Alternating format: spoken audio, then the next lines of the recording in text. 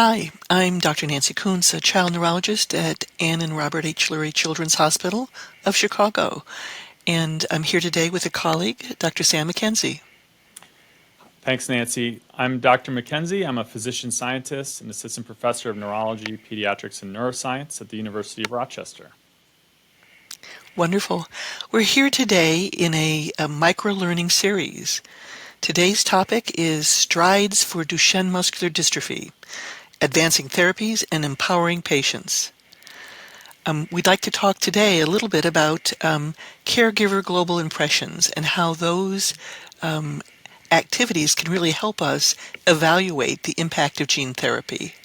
I know, Sam, that we've both been in situations as physicians and clinical researchers of watching patients and feeling that sometimes the major motor scale scores, waiting for attaining a major new milestone, sitting or rolling or crawling, or just even scores on any of the commonly used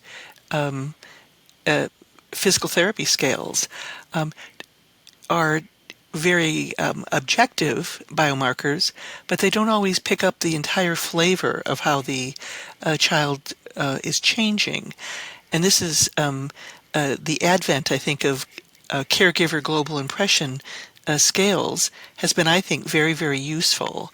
Can you share some of your experience with it? Yeah, I would share your thoughts on some of the challenges with our more quote-unquote objective measures.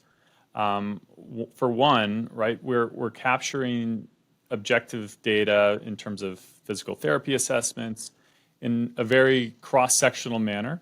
Children come into the clinic, they might not be feeling well that day, they might be hungry, they might have had a long car ride. So I think there's some challenges to putting all of our eggs in the cross-sectional physical therapy-based basket. And caregivers certainly play a critical role in evaluating DMD patients' physical functioning. I mean, they spend their entire day or week with these children and know them better than anybody else. So it's also a hard disease to measure, I think, because it progresses rather slowly, right? So capturing something like time off the floor or a North Star assessment might be very different than playing outside, right? Or ability to lift something over one's head. So I think that there's a role for both of these types of assessments, and that's certainly how I think about it. Mm-hmm. And I've watched this evolve, and there appear to be several different types of actual caregiver assessments that can be done.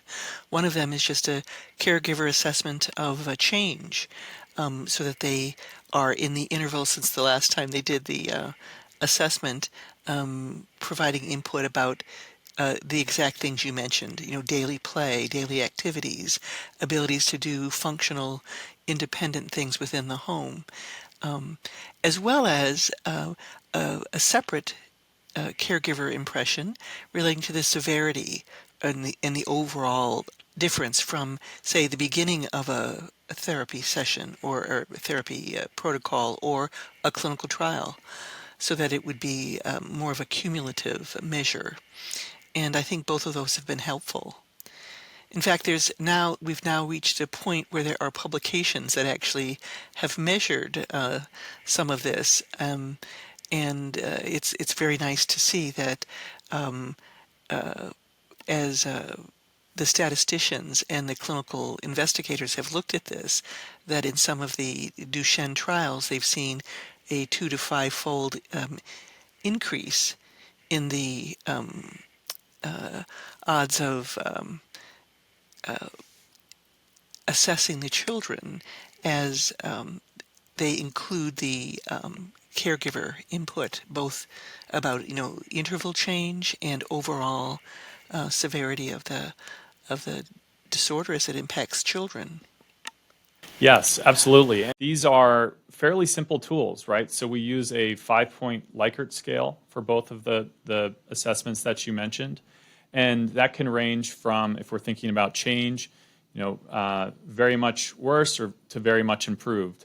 And so it is sort of a catch-all scale. But as you said,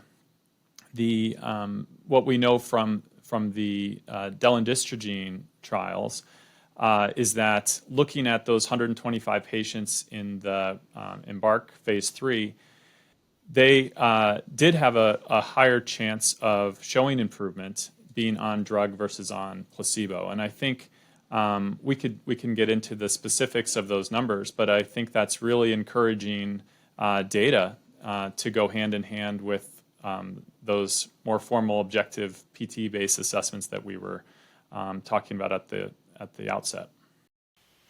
And I think it's, in my experience, a very satisfying process to have the caregivers and the family have some input about their observations rather than just depending on others to comment on whether there's been any change in the child.